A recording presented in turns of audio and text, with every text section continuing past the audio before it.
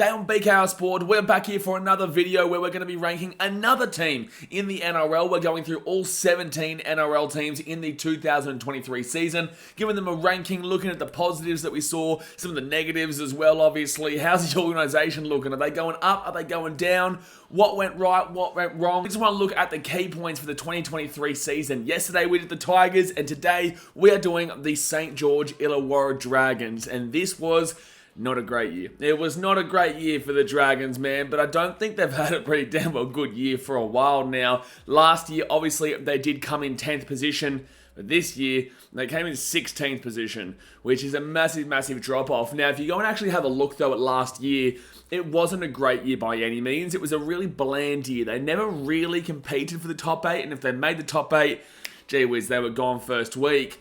But they also weren't bad. A lot of people, pretty much everyone was saying if they didn't have Ben Hunt, they would probably have gotten the spoon last year. And it's probably correct. You know, Ben Hunt has been that guy for so long now that has really dragged this Dragons team into relevancy, especially last year, right? Because he was up there for the Dally M, but couldn't get to the Dally M because the team overall would still lose more than the Sharks did with Nicho Hynes, and that's why Nicho Hynes was able to get it. So, unfortunately, Ben Hunt didn't get the Dally M probably because of the results of the team. Now, this year they had 5 wins.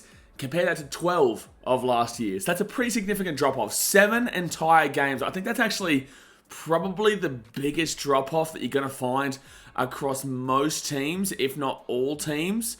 There's not really any that drop off harder besides maybe the Cowboys. No, still, even the Cowboys didn't drop off as much in regards to wins. Even the Eels didn't drop off as much in regards to wins. Yeah, this is the biggest complete drop-off in regards to wins this year right? So very, very disappointing for the Dragons. Now, they did lose their coach, Anthony Griffin. They did have their Ben Hunt contract saga during the Origin period. I think it was around Game 3, where he did say that he did want to leave. That was a really, really big absolute nail in the coffin for them finishing in that bottom 2, bottom 3 area.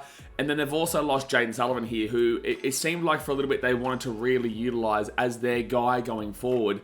But now they've got rid of him. So this Dragons team is kind of in this weird place right now where they are at very minimum looking to rebuild, and they are kind of in a rebuild. However, I think what this year has shown is that the Dragons are more stubborn than you kind of want. I feel like the Dragons are a very stubborn team. Because for me, and remove the fact that I'm a Gold Coast Titans fan here, from a non-biased standpoint, if I am the Dragons, I get rid of Ben Hunt. You know what I'm saying? Like, it's holding down the team. It's holding back the team. He's publicly embarrassed you. I think you move on from him. But I feel like the club is being extremely stubborn with him rather than moving on from him and really getting the rebuilding process underway for me.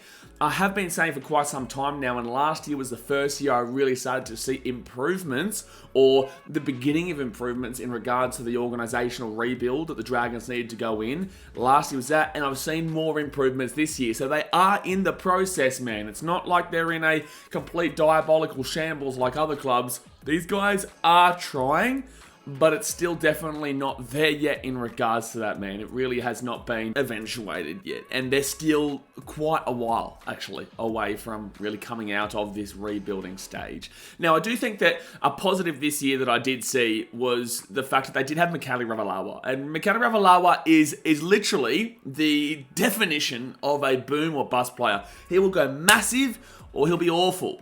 Like, that's just kind of how it is with Mikali Ravalawa. But I did think that he had a great season this year. I do think that Lomax turned into the player that we all know he could be towards the back end of the season, but still, defensively maybe not so that great. But overall, we knew Lomax could be this kind of player. He just hasn't been able to do it on a consistent level across his career so far. He had a whole heap of hype a few years ago, and then just hasn't been able to live up to that expectation and to that hype. We saw a little bit at the end of the season, but you know, you go back to the beginning part of the year, and a whole heap of games were lost early on due to the kicking of Zach Lomax. And look, he did somewhat turn it around. He did kind of get it going again after he finish dealing with that keyboard warrior on the Gold Coast. With that being said, Zach Lomax just needs to find consistency because he can be a really good player here for this Dragons side. And then the last player that I want to give mention to is Jack de Belin. De Belin was phenomenal this year. I think he's a really underrated player. I think we all know what's happened on the off-field that we're not going to discuss and whatnot, but I think that still, regardless,